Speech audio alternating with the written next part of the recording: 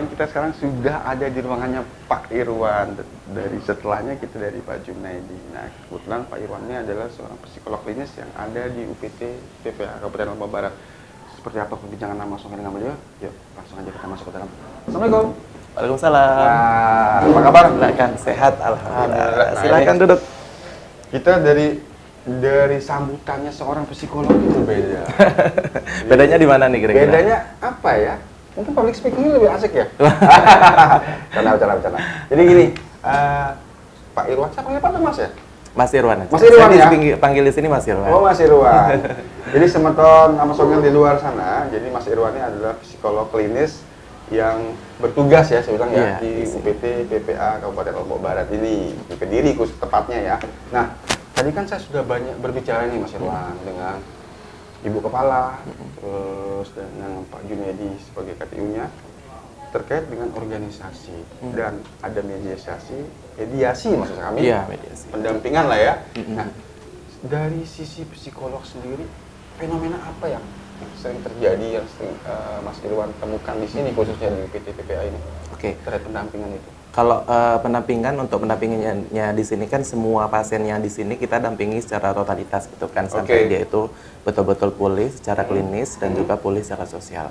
Nah, kalau kasus-kasus yang di sini itu yang banyak didampingi adalah terkait dengan pelecehan seksual. Kalau dari psikolog nih gitu ya. Kalau untuk kasus yang lainnya itu kan banyak lagi gitu. Tapi untuk yang saya dampingi secara totalitas itu adalah untuk yang semua kasus, tapi kasus-kasus yang berkaitan dengan pelecehan seksual.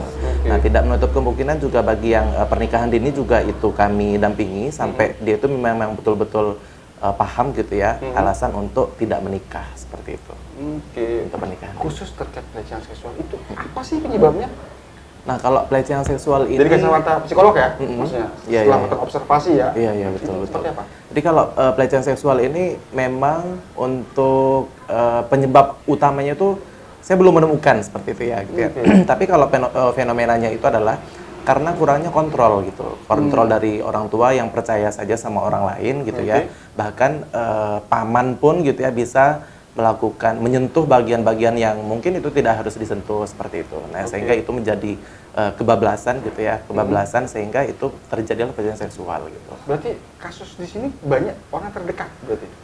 Iya, rata-rata dari orang-orang terdekat gitu. Dan untuk yang dari orang luar gitu ya, yang di luar misalnya dari orang di kampung yang lain gitu ya, itu bahkan bisa dihitung jari gitu. Jadi bahkan di sini adalah orang-orang yang terdekat gitu. Kenapa yang fenomena itu kenapa terjadi kira-kira Mas Irwan? Iya, kalau dari sudut pandang saya pribadi nih gitu ya.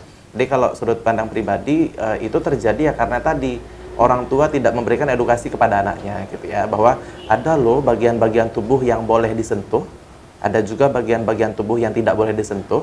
Terus kamu harus bisa melakukan apa ketika bagian-bagian itu disentuh. Gitu. Oh, berarti harus ada edukasi sejak dini ya? Dari kecil ya? Betul. Karena saya pernah membaca sedikit buku lah literasi. Jadi ada, saya tidak sebut nama ya di dalam buku itu, bahwa dia mengajarkan kepada anaknya dari sejak kecil bahwa mohon maaf, bagian ini yang boleh memegang hanya kamu dan mama. Betul. Ya, apakah seperti itu? Iya, betul. Nah, itu di sisi lain itu kan sentuh udah sensitif ya gitu ya.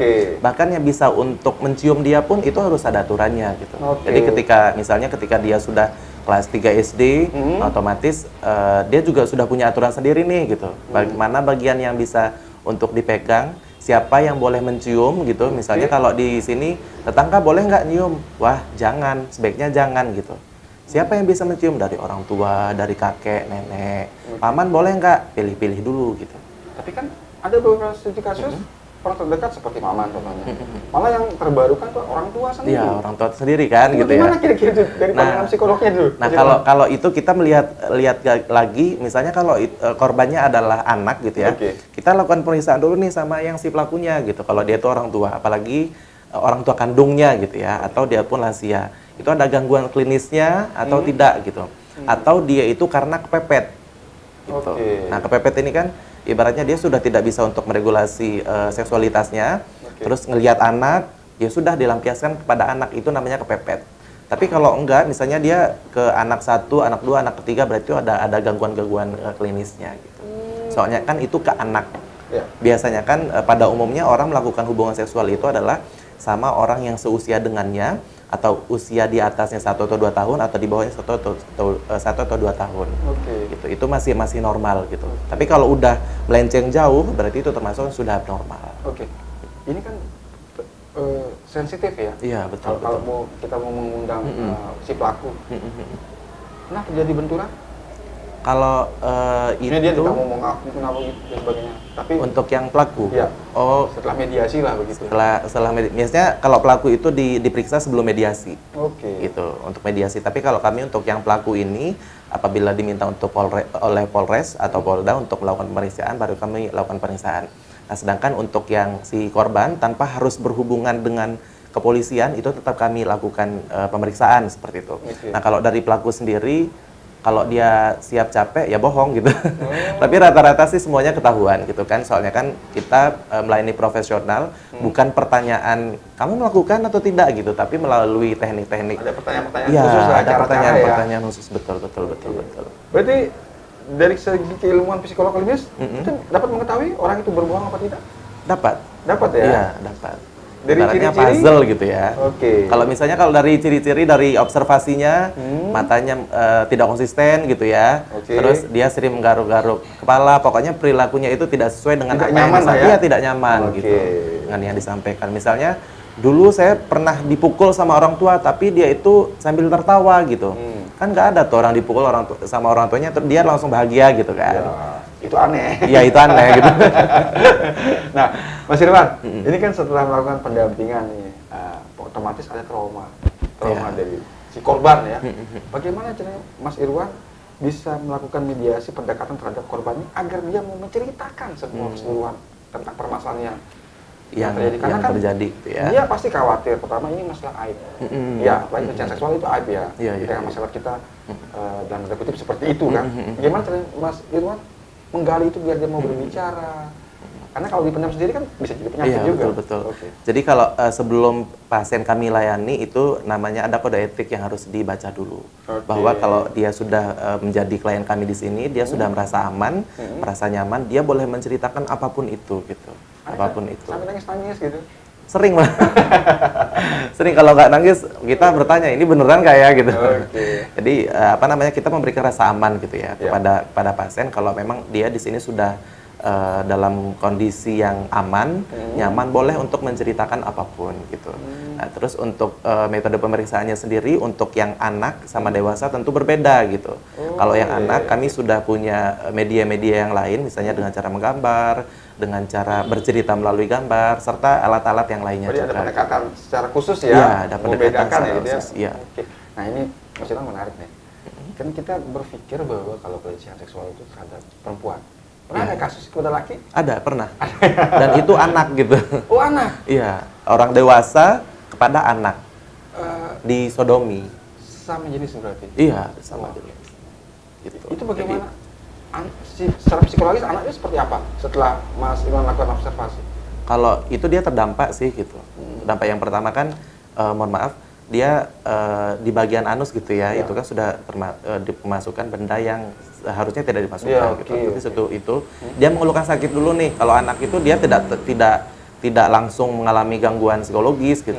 Jadi palingan cari tahu dulu gitu. Ini kenapa kok sakit bagian ini gitu.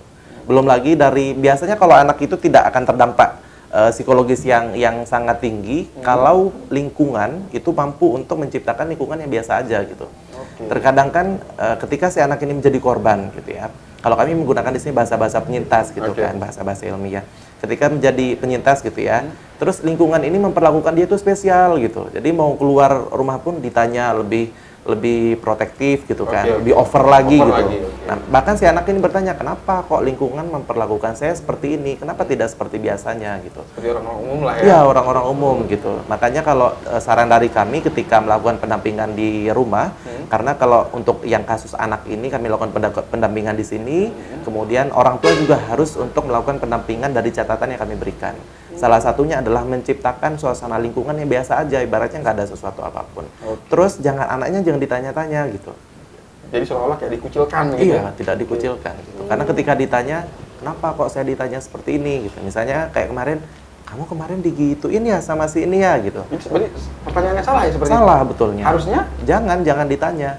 Kalau anak mau bercerita, ya sudah dengarkan. Sama seperti orang dewasa. Jadi orang dewasa pun ketika dia menjadi penyintas gitu ya, kita nggak usah tanya gitu. Karena ketika dia bercerita itu, ketika kita bertanya, ibaratnya dia sudah membuka luka, ibaratnya kita luka nih udah ditutup Hansaplast gitu ya, terus dibuka lagi lukanya kan sakit gitu. Nah gitu pun sama orang dewasa pun demikian. Jadi dia tidak perlu untuk ditanya, apalagi setelah dari PPA, di PPA ditanya apa lagi, itu kan membuka luka lagi, sedangkan kita baru memperbaiki luka nih, iya gitu. Nah, ditanya ini, aja gitu. Ini kan menarik nih obrolan kita nih. Kira-kira ada tips nggak kira-kira untuk orang-orang di luar sana dalam artian mungkin yang pernah mengalami ini biar tidak mengalami juga pelecehan seksual. Kira-kira seperti apa sih peran orang tua kira-kira untuk anak-anaknya? Jadi kalau peran orang tua tentu yang pertama orang tua juga perlu belajar gitu kan. Perlu belajar. Jadi kita punya alat yang kecil gitu ya namanya handphone gitu kan. Jadi itu kita bisa lakukan untuk belajar dari YouTube, belajar dari Google gitu kan. Jadi referensi lah ya. Jadi referensi gitu. Karena apa orang tua juga kalau misalnya tidak memiliki edukasi yang baik, ya gimana mau ngajarin anaknya gitu. Kemudian yang kedua adalah ajarkan anak untuk misalnya untuk patuhi norma aja gitu, norma agama, norma sosial gitu kan, norma susila. Jadi kalau itu udah bagus gitu terkait dengan pergaulannya. Terus sekarang kan rata-rata anak diberikan handphone gitu ya. Jadi handphone itu kalau misalnya anak SMA gitu ya, dia sudah punya privasi gitu, sehingga dia punya ruang tersendiri gitu. Jadi kalau misalnya masih usia SD, SMP, handphonenya nggak boleh dikasih kunci. Jadi orang tua bisa untuk mengontrol, kontrol masing-masing gitu. Aktivitas-aktivitas yang dilakukan gitu. Terus di sini peran lingkungan juga tentu itu juga yang paling utama selain dari orang tua. Jadi memang anak itu dilahirkan sama orang tua tapi menjadi tanggung jawab bersama gitu. Jadi bukan hanya tanggung jawab orang tua tapi lingkungan juga gitu dari orang anak muda gitu. Misalnya ketika melihat si anak kecil ini kok akrabnya sama si bapak ini gitu ya, padahal dia itu bukan siapa-siapa, sering diajak jalan-jalan, sampai kalau di jalan itu dipeluk gitu, itu kan harus ada kecurigaan. Berarti harus dipertanyakan itu ya? Iya, harus dipertanyakan. Si anaknya pun diedukasi gitu bahwa ada batasan-batasan. Karena kalau misalnya si anak ini sudah nyaman sama orang dewasa, misalnya di rumahnya dia tidak mendapatkan cinta dari orang tuanya gitu ya, dia mendapatkan cinta dari tetangganya, ya udah cintanya pun dikasih sama tetangga gitu. Meskipun dalam konotasi positif gitu ya, misalnya saya cium boleh ya, ya udah dicium, padahal itu kan salah gitu. Bisa jadi meningkat gitu. Jadi dari yang kecil dulu sehingga menjadi yang besar gitu. Berarti peran orang tua itu sangat penting sekali ya? Sangat penting gitu. Nah, terima kasih Mas Irwan. Ya, terima ini kasih. Kita ngobrolnya kayaknya nggak cukup waktu sebentar ya kalau ngomongin tentang psikolog klinis ini. Jadi teman-teman Masonial di luar sana yang menyaksikan acara Masonial hari ini, di segmen selanjutnya nanti saya akan ngobrol-ngobrol dengan seluruh teman-teman yang ada di UPT BPA Kabupaten Lombok Barat. Tetap di Masonial Billboard. Terima kasih Mas Irwan. Oke, terima kasih kembali.